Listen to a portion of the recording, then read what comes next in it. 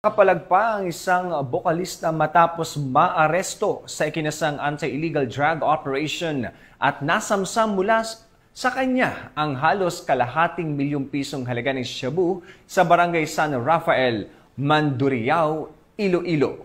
Itunuturing itong panibagong tagumpay sa patuloy na kampanya ng kapulisan laban sa iligal na droga.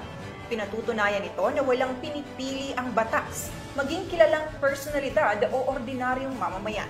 Ang lahat ay pananagutin kundi lalabag sa batas. Nakibalita dyan si Patrolwoman Julibel Alvior. Hindi na nakapalaging isang bokalista ng maresto sa ikinasang anti-illegal drug operation ng mga operatiba sa barangay San Rafael, Mandurriao, Iloilo City. Bandang alas 12:40 ng madaling araw nito lamang ika-31 ng Hulyo taong kasalukuyan. Kinilalang suspect na si Elias Monique, 31 taong gulang at residente ng barangay Bacao, Mandurriao, Iloilo.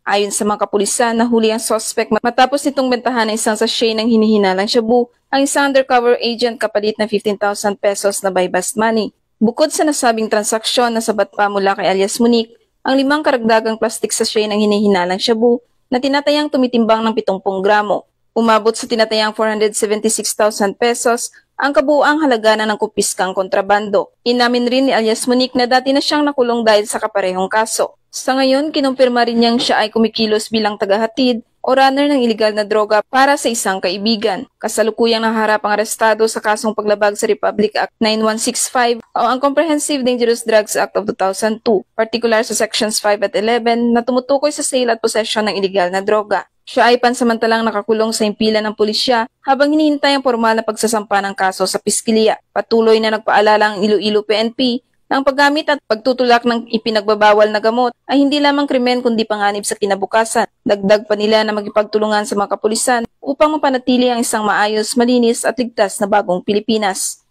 Mula dito sa Western Visayas, ako ang inyong Police News Network Correspondent, Patrolwoman Julibel Alvior, alagad ng batas, tagataguyod ng balitang pulis. Maraming salamat, Patrolwoman Alvior. Naaresto ng mga otoridad ang tinaguriang top 4 most wanted person